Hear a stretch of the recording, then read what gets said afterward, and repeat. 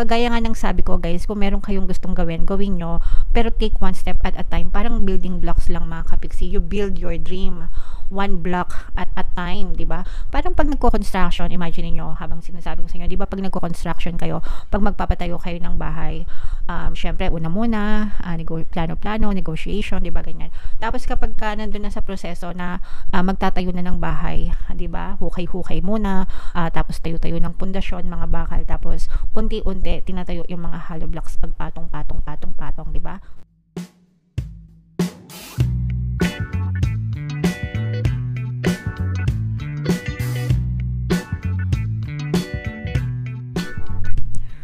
Hello guys, hello Leo, welcome back to Pinay Pixie Tarot. Ang pamagat ng episode natin for tonight is OOTM, Oracle of the Month, mga kapiksi, para ngayong April, para sa Leo, Sun, Moon, Rising, Sign, and Venus. Meron tayong tatlong set ng decks dito guys. Ito yung para sa spiritual messages nyo. Ito yung para sa life messages. Ito naman yung para sa love life guys. Combination ng positive and negative energy. General reading lang guys. Pwede mag-resonate, pwede hindi. Comment down below guys, no, kung naka-resonate kayo sa mga mensahe para sa inyo. So, unahin natin yung spiritual message para sa inyo guys. Leap of faith. Wow. Take a risk and put your heart's true desire into action. So, ito guys, wag tayong matakot, no, na magsimula ng mga panibagong bagay, panibagong adventure sa ating buhay, mga kapiksi. Kasi, unang-una guys, hindi nyo naman malalaman yung resulta hanggang hindi nyo sinusubukan. Okay? May mga bagay na gusto tayo gawin, pero sometimes may mga limitation, di ba? Limitation ng resources, limitation ng kaalaman, limitation ng time, limitation ng kung ano pa, mga kapiksi. And pwede naman nating ma-overcome yung mga limitation na yon kung gugustuhin talaga natin. Ang importante is we take one step towards our goal, mga kapiksi. One step at a time lang. And ang importante is matuto tayong magtiwala, no? Kasi let's say for example, gusto mong magtindahan, gusto mong sabihin natin online store, may binabala ka negosyo, gusto mong mag-online store, tapos ang dami-dami mong naiisip, tapos kapag ka inunahan ka ng paano kung hindi kumita, paano kung hindi mag-click, paano kung hindi pumatok, paano kung walang bumili, paano kung walang benta, ano nang gagawin ko. So, hindi nyo pa nasisimulan na unahan na kayo ng mga kanigahan sa buhay nyo dahil sa mga fears and doubts na in-entertain nyo sa isip nyo, mga kapiksi. Paano kung kumita? Paano kung bumenta? Paano kung sumikat? Paano kung naging successful? Diba? Naisip nyo din ba yon, mga kapiksi? Most of the time kasi triggered tayo na mag-isip ng nega kesa sa mag-isip ng positibo, 'di ba? So bakit mo hahayaan na maunahan kang patayin ng mga kanigahan mo, 'di ba? Maunang, kumbaga, bakit mo hahayaan na mamatay yung mga pangarap mo sa buhay dahil sa kanigahan mo? So matuto lang kayong magtiwala, no? You just have to ask yourself, what do I really want? Gusto ko ba talaga to? 'Di ba? And kung gusto ko, gagawin ko. Kasi 'di ba? Wala namang pipigil sa iyo kundi ikaw din, mga kapiksi. So, ang kailangan mo lang is konting push, konting tiwala. And again, guys, hindi mo malalaman yung resulta kung hindi mo susubukan. Kaya nga ang pagkakaiba ng mga taong nagtatagumpay sa mga taong nakakaalam ay nasa pagkilos, mga kapiksi. So, take action, guys. Alright? So, comment down below if naka-resonate kayo dyan. Ito naman yung para sa life messages nyo. Shuffle ko to guys. Habang sinashuffle ko to, panoorin nyo muna yung video natin regarding sa ating paano mag-manifest ng abundance video course. Kapiksi, sawa ka na ba sa mga struggles at hirap sa buhay mo? Masipag ka ba at masikap sa buhay ngunit hindi ka pa rin umaasenso? Ilang beses ka na bang nag-attempt magnegosyo at mag-invest pero palagi ka pa rin nalulugi? Sa pagkakataon na ito ay maaaring may subconscious beliefs ka na nagiging balakid sa iyong pag-unlad at pagyaman. Introducing, paano mag-manifest ng abundance video course. Dito ay matututunan mong ma-overcome ang mga balakid mo para tuluyan ka ng umunlad, umasenso, sumagana, maging matagumpay, successful at maswerte sa iyong kabuhayan, pera, trabaho, negosyo, salapi, at kaperahan ng bonggang-bongga. Dali, mag-send na ng email sa pinoypixietaro@gmail.com at simulan na ang iyong pagyaman ngayon. Alright. So, sabay-sabay tayo magpayaman guys. Ngayon 2024, mag-avail na kayo ng course kasi sobrang ganda talaga niyan mga kapiksi. And meron tayong promo ngayong March until March 31 guys. Magbibigay ako ng free 1 pampaswerte subliminal sa lahat na mag-avail ng course. Kaya mag-avail na kayo guys. Ilang araw na lang yung natitira. Sobrang ganda talaga niyan guys. So, ito yung mga additional, ito yung live messages. Pasensya na kayo guys, may ano ng araw. Okay, so we have building blocks and imagine. So, unahin natin tong building blocks mga kapiksi. Kagaya nga ng sabi ko guys, kung meron kayong gustong gawin nyo. Pero take one step at a time. Parang building blocks lang mga kapiksi. You build your dream one block at a time, di ba?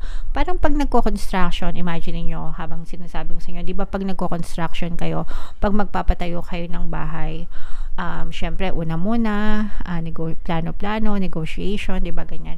Tapos, kapag nandun na sa proseso na magtatayo na ng bahay, di ba, hukay-hukay muna, tapos tayo-tayo ng pundasyon, mga bakal, tapos, unti-unti, tinatayo yung mga hollow blocks, pagpatong-patong-patong-patong, di ba, hanggang sa mabuo yung mataas mong bahay, kung ilang floors man yan, 1 floor, 1 story, 2 story, 3 story, di ba, sometimes building, yung mga malalaki, di ba?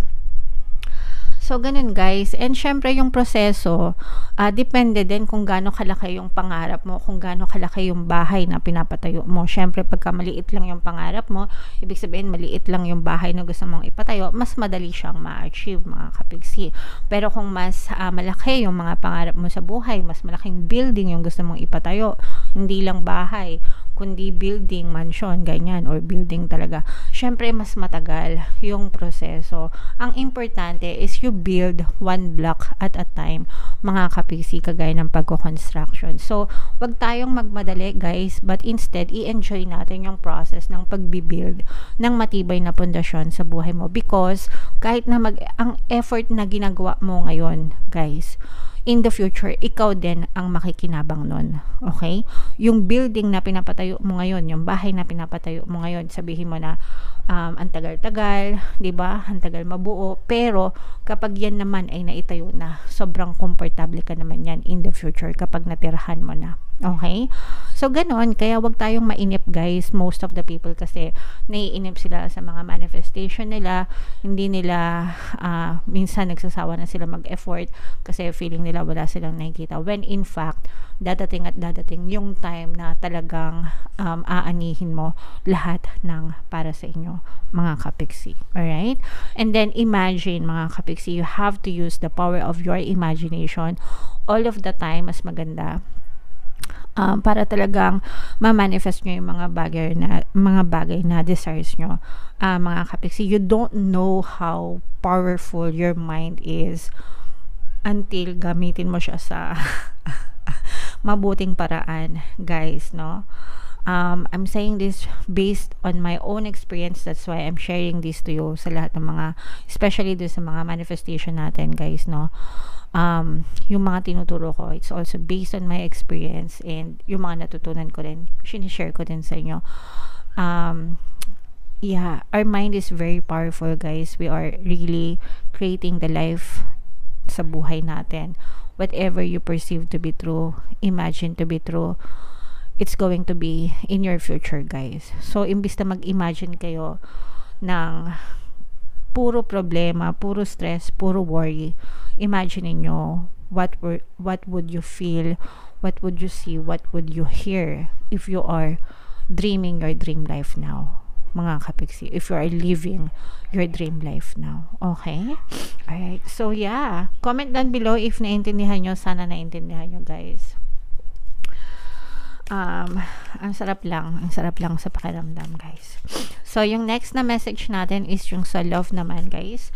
Habang sinashuffle ko to, naka-flash sa screen yung mga kapiksi yung ating email coaching, manifest your desires using the law of attraction. If meron kayong mga specific na gusto nyong i-manifest sa buhay nyo, pwedeng love and relationship, pwedeng money or career mga kapiksi, pwede kayong magpabook ng email coaching session with me. Mag-send lang kayo guys ng email sa pinoypixitarot@gmail.com. So, ito yung mga love life messages. Sobrang ganda ng mga images, mga kapiksi. Unahin natin ito. Ito yung reflection, guys. No? Give each other some space at the moment. Trust and have faith that all will work out for the best. So, for some mga kapiksi, para sa iba natin mga kapiksi na baka nagkakaroon kayo ng mga problema or challenges sa relationship nyo, try nyo na magbigay ng space sa isa't isa. Okay? Sometimes yung palagi na lang away, yung palagi na lang na parang nasasakal na ganyan.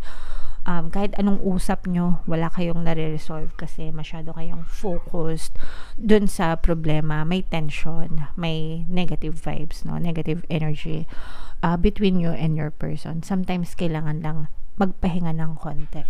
Okay? That's why, kahit na manood kayo, di ba, ng mga drama,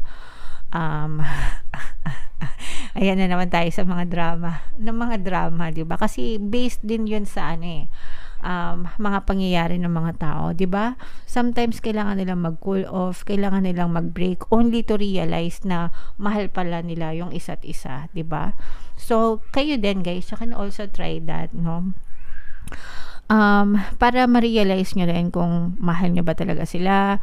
Do you really want this relationship? Do you really need this relationship? There are people guys na nabubuhay kahit walang karelasyon, kahit walang relationship because kontento na sila sa kung anong meron sila on their own, guys. And it doesn't make them less of a person kapag single kayo, no? It only means na you love yourself enough na hindi nyo na kailangan ng other person to love you. Pero yung iba, and that's fine, na talagang nahanap nila sa ibang tao yung pagmamahal, and that's fine as well mga kapiksi, okay? Pero sometimes kailangan natin bigyan ng space yung isa't isa para ma-realize nyo again kung gaano nyo kamahal, kung gaano kayo kaimportante sa isa't isa, and kailangan magkaroon kayo ng tiwala na everything will work out for the best para sa inyo. Magkabalikan man kayo or magkalayo man kayo for good, it will all work out for the best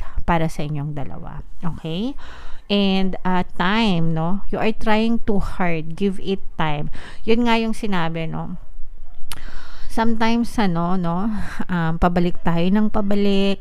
Minamadali natin. Lalo na doon, yung mga yung mga nagko-comment sa mga subliminals natin. And that's fine, guys. Ginawa talaga natin yung mga subliminals na yan, relationship subliminals, para matulungan yung mga may problema sa relasyon. But sometimes kasi yung iba parang atat na atat, inip na inip, para maayos yung relationship nila. Pero guys, no, the more na inip kayo, nagkakaroon kayo ng resistance sometimes kasi nawawalan kayo ng tiwala. You just have to give it some time, mga kapiksi, no? And again, just affirm that everything will work out for the best para sa inyo, guys. No, you have to detach from the result and have faith and trust, diba? Magdasal, mag-affirm, makinig ng subliminals, and antayin nyo lang si universe na i-deliver yung para sa inyo. Okay? Alright. So, yeah. Comment down below, mga kapiksi, no? Kung naka-resonate kayo and kung saan kayong mensahe naka-resonate. Dito ba sa spiritual, dito ba sa life, or dito ba sa love life? Comment down below, mga kapiksi. Ito yung ating mga pampaswerte subliminals. Pakinggan nyo, guys, para talagang maging maswerte kayo. And ito naman yung ating success stories ng paano mag-manifest ng abundance video course. Click here to subscribe, guys, and click here to join our membership program. Thank you for liking, sharing, and subscribing, and see you again next time. I love you all. Have a nice day. Bye-bye.